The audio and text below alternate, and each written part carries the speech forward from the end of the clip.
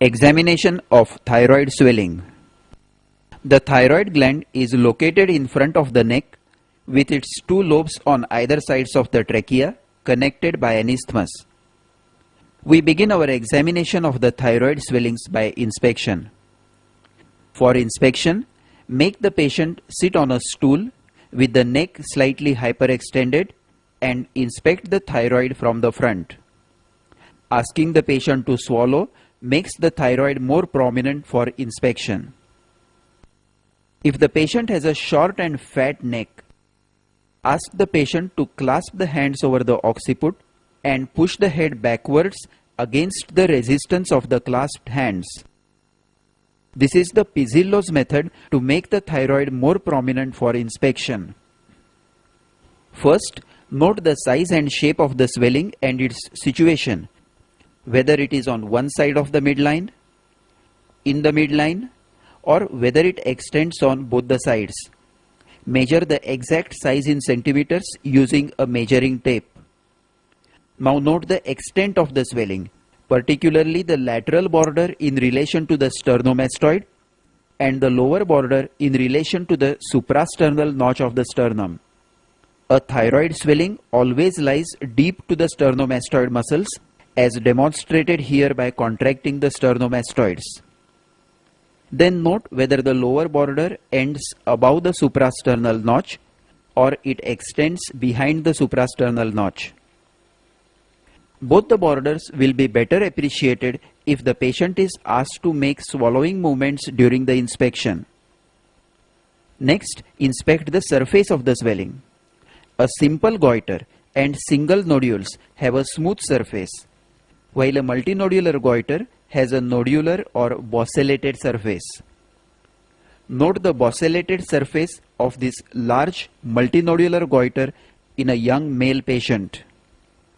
Then inspect the skin over the swelling and look for redness and edema suggestive of inflammation, scars of previous surgery, sinuses, and dilated veins.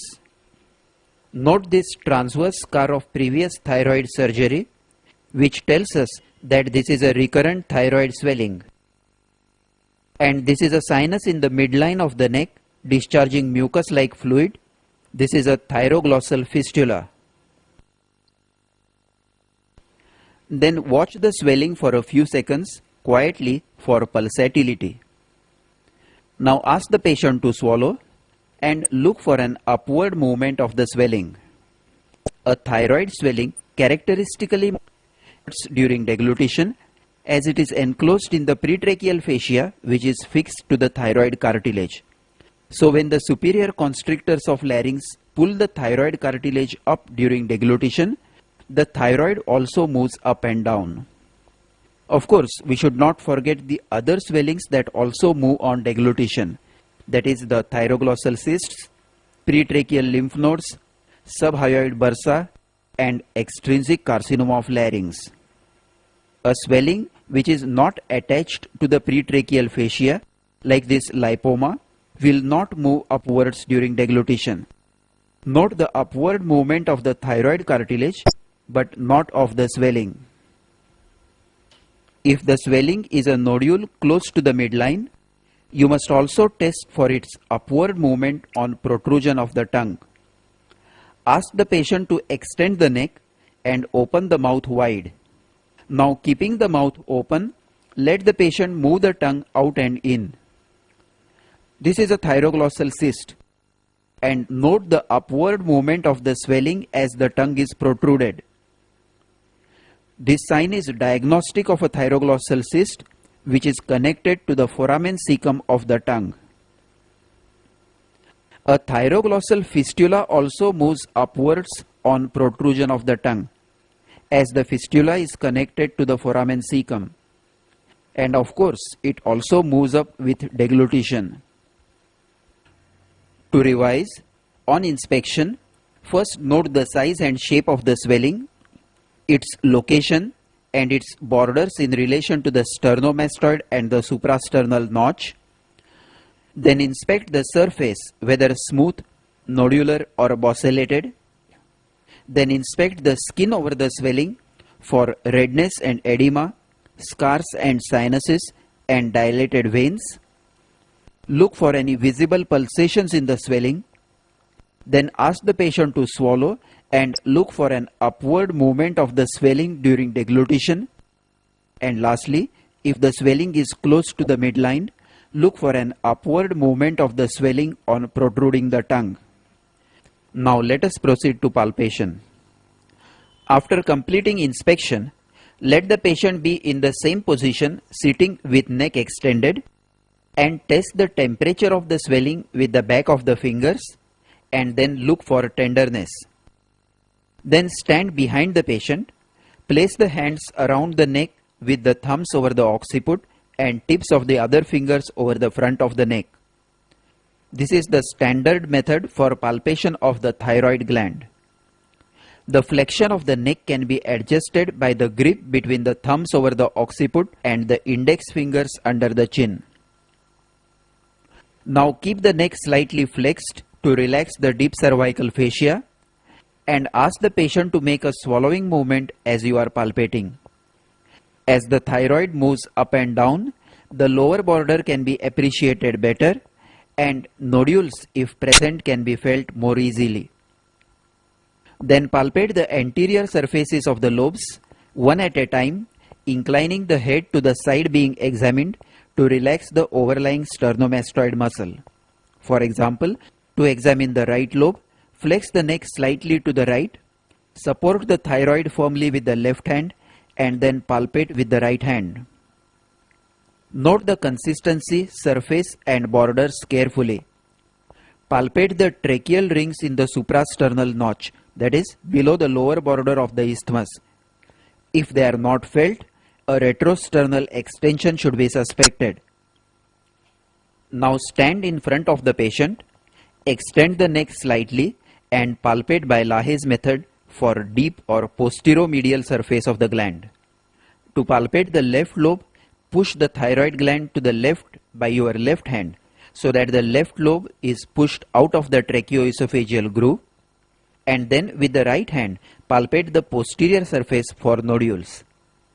Then repeat the procedure on the right side. Next, with the patient in the same position, keep a thumb over the lobe to be examined and ask the patient to swallow. Feel for small nodules on the surface as the gland moves up and down. This is Kreil's method of palpation for small nodules. During palpation, first you should determine whether the entire thyroid gland is enlarged, or is it an affection of only one lobe, or is it a single nodule. If an entire gland or an entire lobe is palpable, note its surface whether it is smooth or bossellated, and its consistency whether it is uniform or variable, soft, firm or hard. Colloid goiters are soft, multinodular goiters are firm, and carcinoma and Riedel's thyroiditis are hard to feel.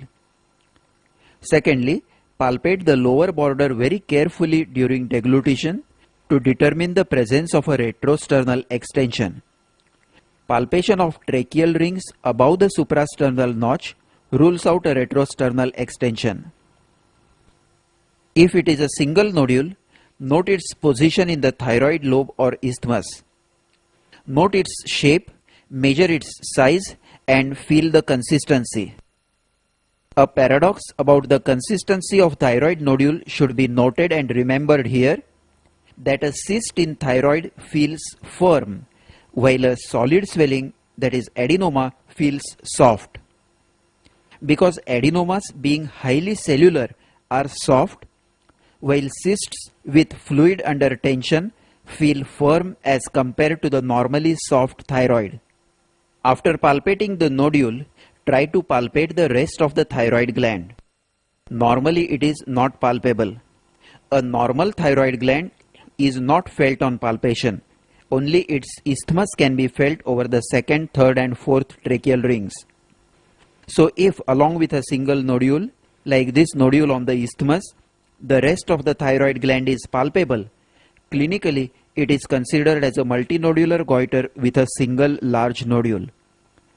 But if the rest of the gland is not palpable, as in this case, then it is considered as a solitary nodule. Now keep your hand very gently over the upper pole of each side and try to feel for a palpable thrill. Thrill over the upper pole, akin to the feel of purring of a cat, is diagnostic of a primary toxic goiter. Next, pinch the skin over the swelling to look for fixity to skin and test the mobility of the swelling in vertical and horizontal directions. Fixity in any direction suggests malignant infiltration or thyroiditis. Now palpate for the trachea and carotid pulsations. To palpate the trachea, first note the position of the larynx and palpate the trachea downwards. In this unilateral left-sided goiter, the trachea can be felt along its length and its displacement to the opposite side can be easily appreciated. In a bilateral goiter, the trachea may be difficult to feel. So note the position of the larynx and the position of the trachea over the suprasternal notch to get an approximate idea of the position of the trachea. Then perform the Cocker's test to rule out tracheal narrowing. Ask the patient to extend the neck and take heavy, deep breaths through open mouth. Now compress the swelling from both the sides. Appearance of stridor on slight compression of the lateral lobes indicates narrowing of the trachea, and this is a positive Cocker's test. Listen to the stridor on compression of the lateral lobes.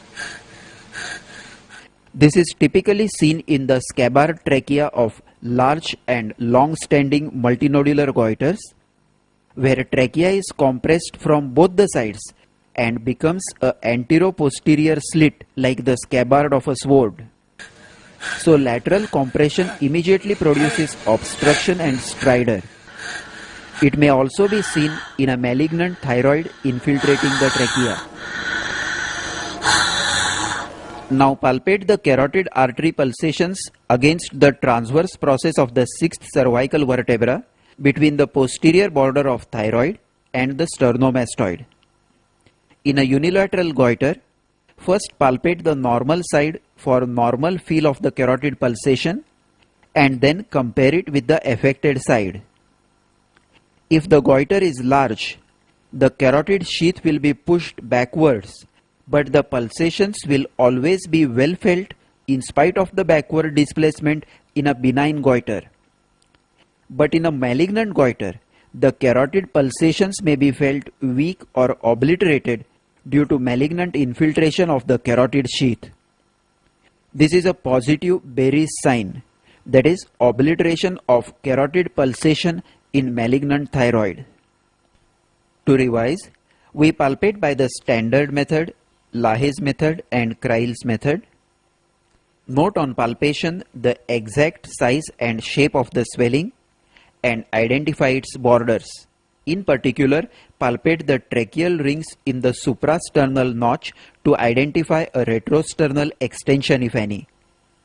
Then note the surface and the consistency of the swelling and palpate carefully by Lahaye's method and Kreil's method for small nodules within the gland. In case of a single nodule, note whether the rest of the gland is palpable. Now look for a palpable thrill over the upper pole and for fixity to skin or deeper structures. Lastly, palpate the trachea and the carotids. Trace the trachea, look for deviation from the midline, and if goiter is large or bilateral, perform the Cocker's test.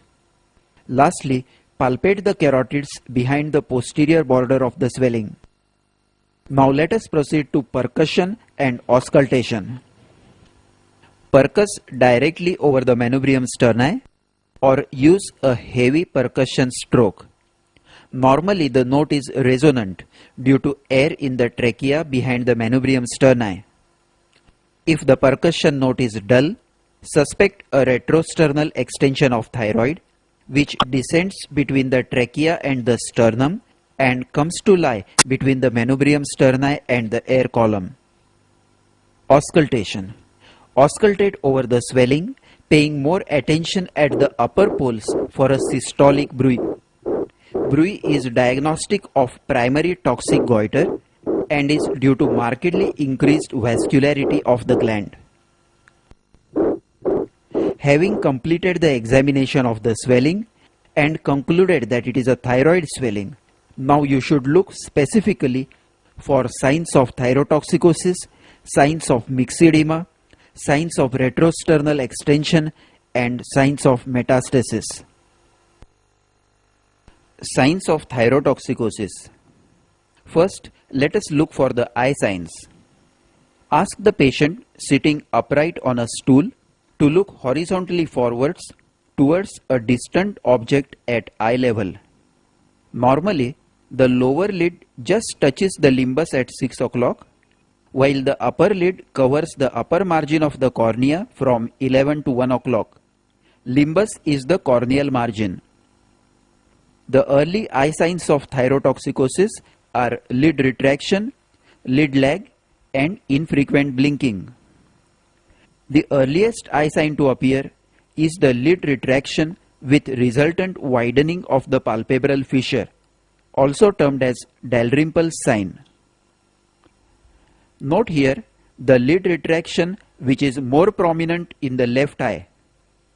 The upper lid is retracted due to tonic contraction of the involuntary part of the levator palpebrae superioris, thereby exposing a strip of white sclera above the superior limbus. This results in a typical staring and frightened look of a thyrotoxic patient. This is associated with infrequent and incomplete blinking of the eyes, termed as Stelzach's sign. Note how infrequently the patient blinks, and when she blinks, it is only partial. Now test for lid lag or von Graff's sign. With the left hand, fix the patient's head to prevent neck flexion or extension. Hold your right index finger in front of the patient's eye at a distance of 40 centimeters and asking the patient to follow the finger, move it upwards and downwards. When the patient looks downwards, the upper lid lags behind and a larger portion of the white sclera is exposed on looking down.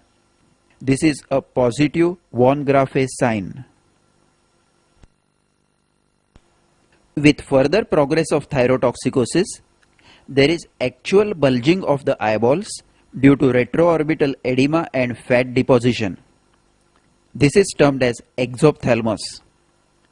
Ask the patient to stare horizontally forwards, and a strip of white sclera is visible between the inferior limbus and the lower eyelid.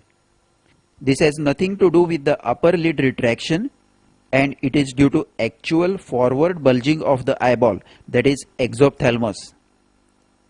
Now to note the amount or degree of exophthalmos, examine the eyes by Nafziger's method.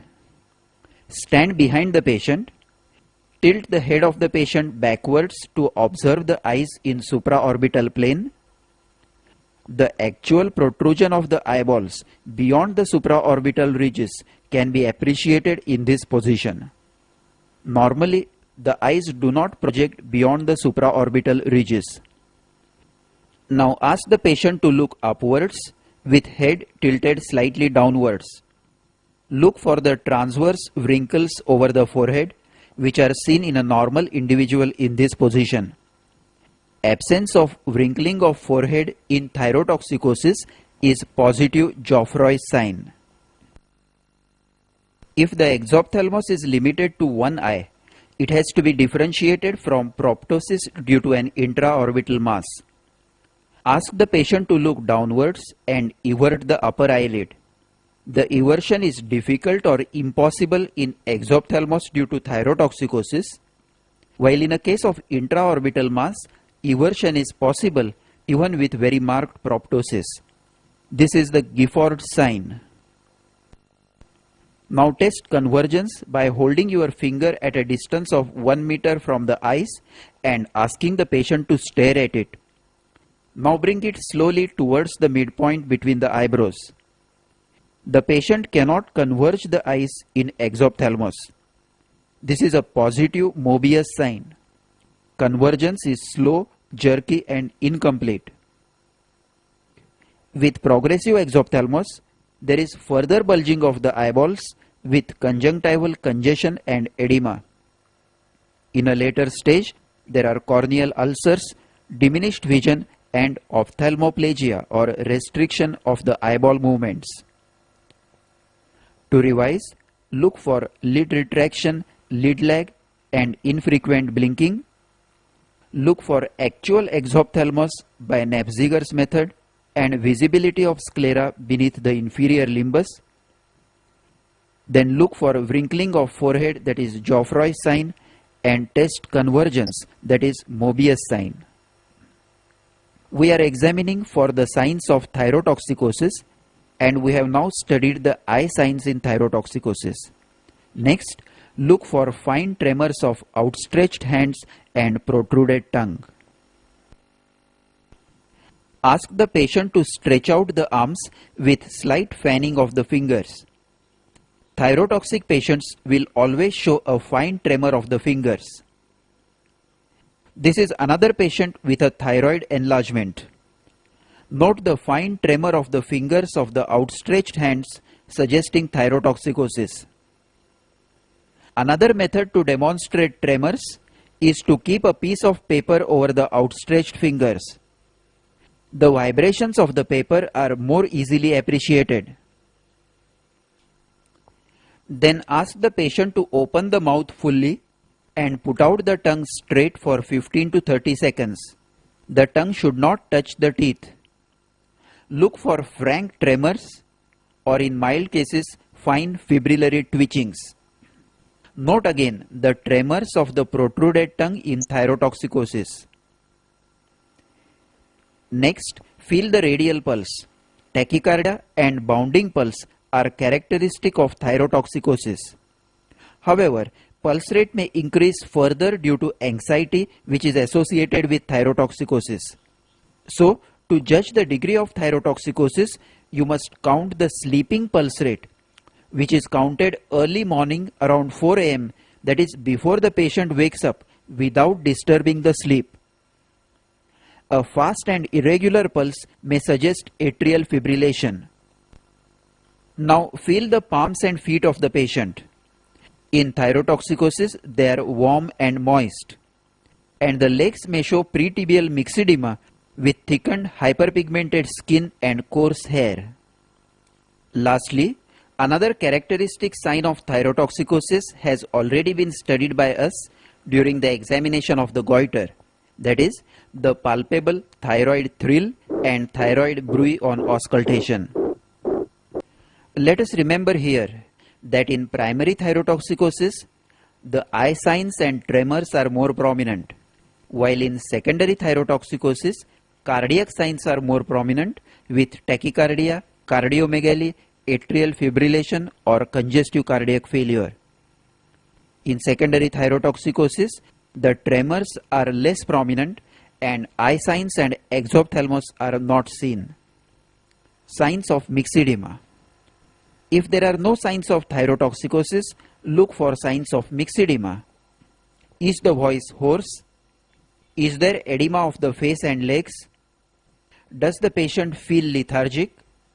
And look for the diagnostic clinical sign, that is delayed relaxation of the deep reflexes. Test the ankle jerk and the knee jerk. Note the typical myxedema faces with edema and dry, coarse skin, and listen to the characteristic slow, hoarse voice. Now note the slow relaxation phase of this ankle jerk. The muscle contracts briskly as usual and then relaxes slowly. In this early case, note the slightly delayed relaxation phase of the ankle jerk. Now we look for the signs of retrosternal extension. Inspect the upper chest, neck and face for dilated veins, congestion and puffiness, which result from pressure on the internal jugular veins at the thoracic inlet. Palpate the tracheal rings in the suprasternal notch. inability to palpate the rings suggests a retrosternal goiter. Then percus over the manubrium sterni. A dull note instead of normal resonant note suggests the presence of a retrosternal goiter. Now elevate both arms above the head until they touch the sides of the face. Hold them there for 1 minute. If this maneuver produces congestion of the face and respiratory distress, it suggests thoracic outlet obstruction, which in case of a goiter is most likely to be due to retrosternal extension of the goiter. This is positive Pemberton sign. Lastly, look for Horner's syndrome, which can occur in a retrosternal goiter or in a malignant goiter affecting the cervical sympathetic nerve. The features of Horner's syndrome are ptosis with constricted pupil and enophthalmos in the eye of the affected side. The ciliospinal reflex is lost and there is anhidrosis or loss of sweating on the affected side of the face. Lastly, look for the evidence of metastasis meticulously if carcinoma is suspected. Palpate the neck on both sides for enlarged, hard lymph nodes. Palpate the entire skull surface for hard nodules. Look for bony deformity or tenderness in long bones.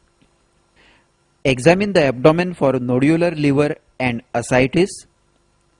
And examine the chest for signs of effusion and consolidation. This concludes the clinical examination of a case of thyroid swelling.